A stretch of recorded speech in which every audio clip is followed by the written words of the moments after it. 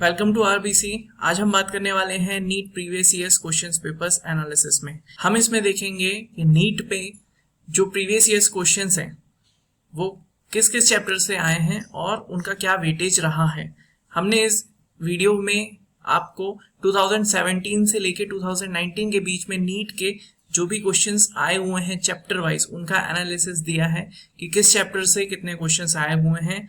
I hope आपको ये video पसंद आए, और अगर पसंद आए तो प्लीज वीडियो को लाइक करना मत भूलिए और प्लीज हमारे चैनल को सब्सक्राइब करें ताकि आगे भी आज ऐसे अपडेट्स आपको पहले मिलते रहें। चलिए स्टार्ट करते हैं NEET previous years questions paper analysis में।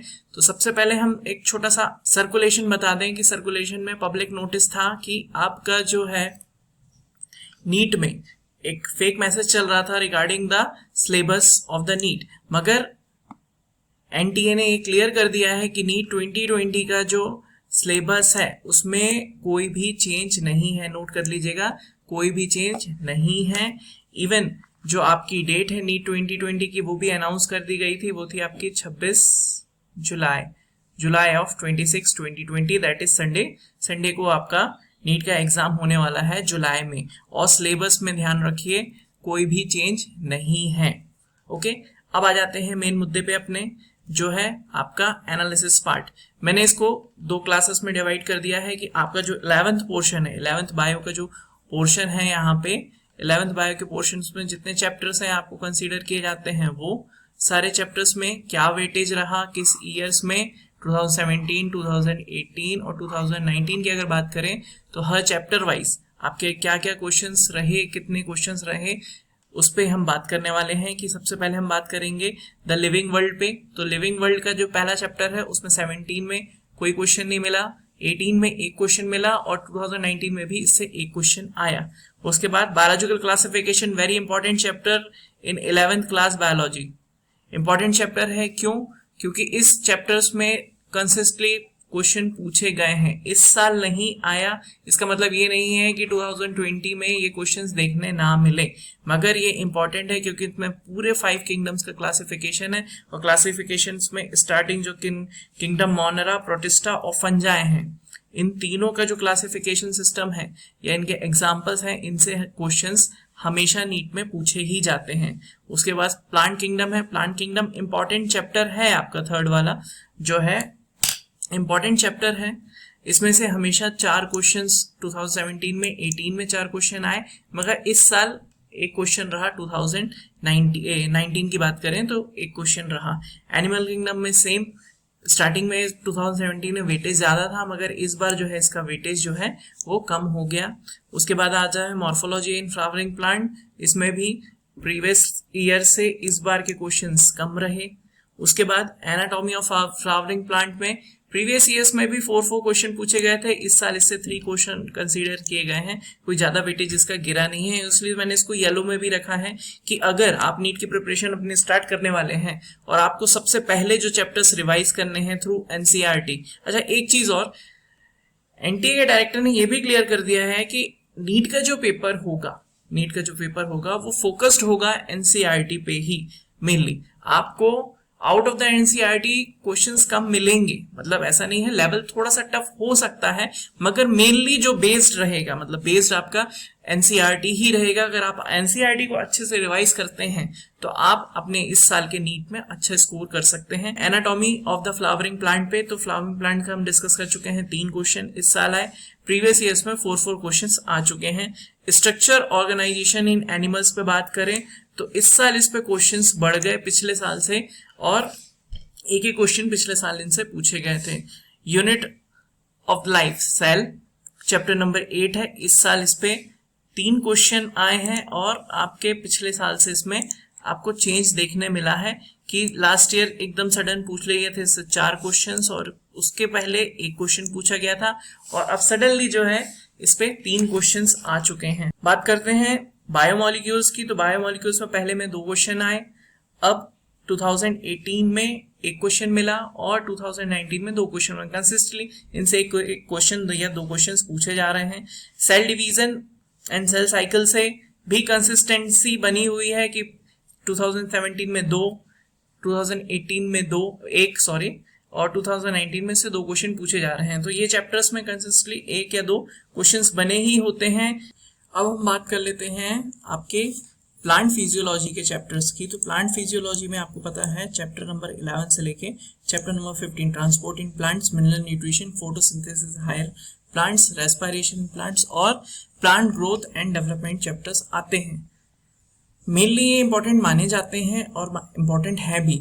आफ्टर द ह्यूमन फिजियोलॉजी, जो ह्यूमन फिजियोलॉजी है आपके 11th बायो में, वो 16 से लेके 22 chapters, that is digestion and absorption, breathing, exchange of gases, body fluids and circulations, excretory products and their elimination, chapter number 20 locomotion and movements, chapter 21 neural control and coordination, and chapter number 22 chemical coordinations and integrations। ये top most priority पे आपके NEET पे माना जाता है। सबसे पहले अगर हम बात करें अपने ह्यूमन फिजियोलॉजी की, कि ह्यूमन फिजियोलॉजी में कंसिस्टेंसी बिल्कुल बनी हुई है कि क्वेश्चंस हमेशा ही ज़्यादा आते हैं, हमेशा ही ज़्यादा आ सकते हैं।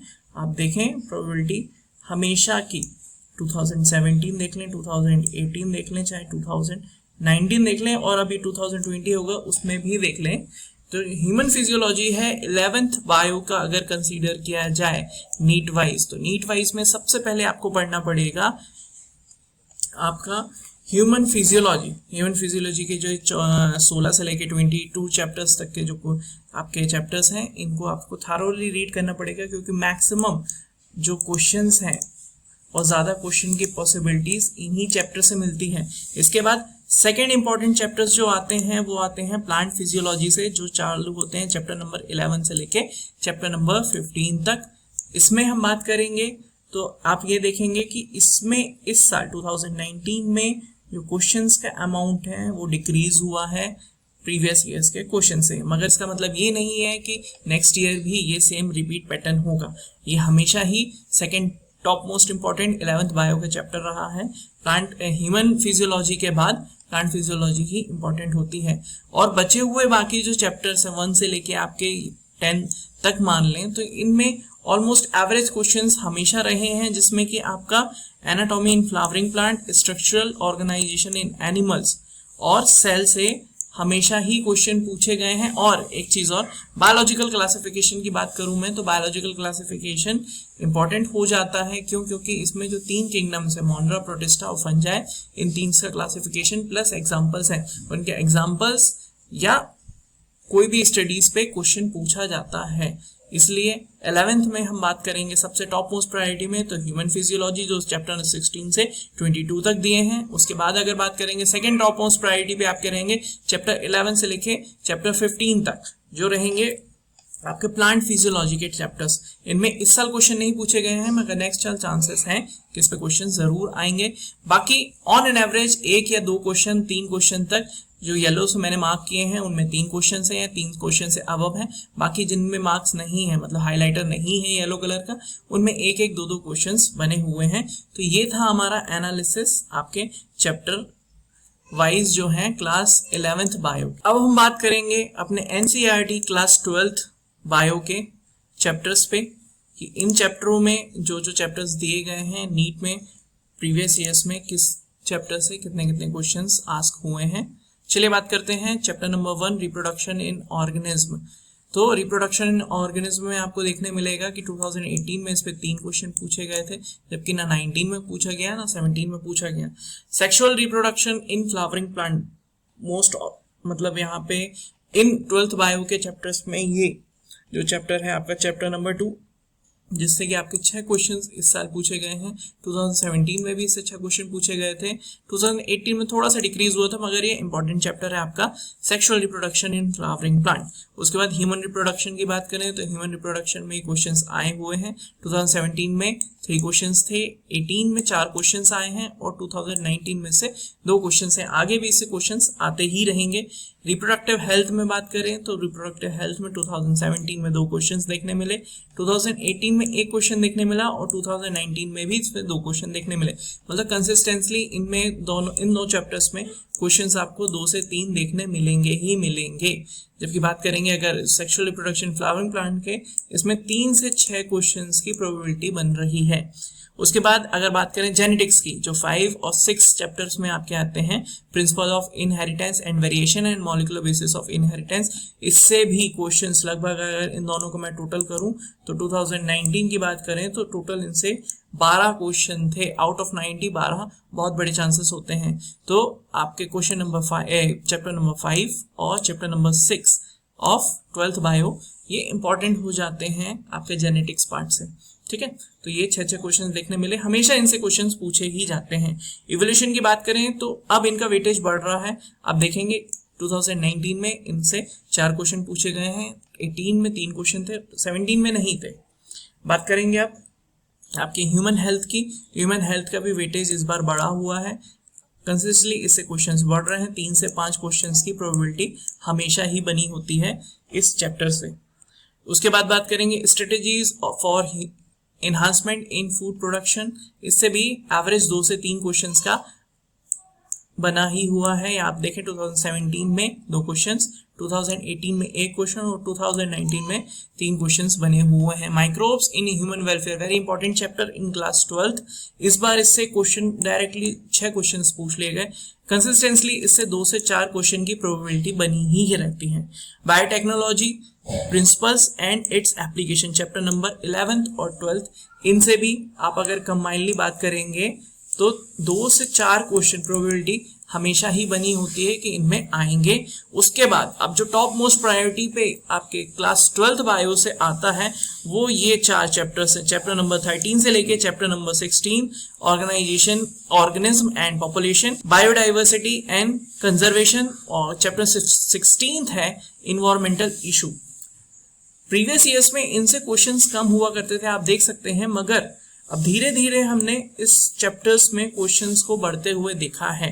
तो अगर हम बात करें प्रोबेबिलिटी की या चांसेस की, तो जो येलो पे मार्क्स हैं, येलो हाइलाइटर से जो चैप्टर्स मार्क्स हैं वो तो इंपॉर्टेंट ही हैं, मगर 12th में अगर आपको सबसे पहले या सबसे ज़्यादा क्वेश्चंस के लिए रिवाइज करना हो तो आप ये जो येलो हाइलाइटर से मार्क किए चैप्टर्स हैं इनको पहले कवर करें। उसके बाद अगर आपको करना है तो यहाँ से चैप्टर नंबर 13 से चैप्टर नंबर 16, जिनका वेटेज कंटिन्यूसली बढ़ रहा है और आगे भी शायद मुझे उम्मीद है कि इनसे क्वेश्चन ज़्यादा आएंगे।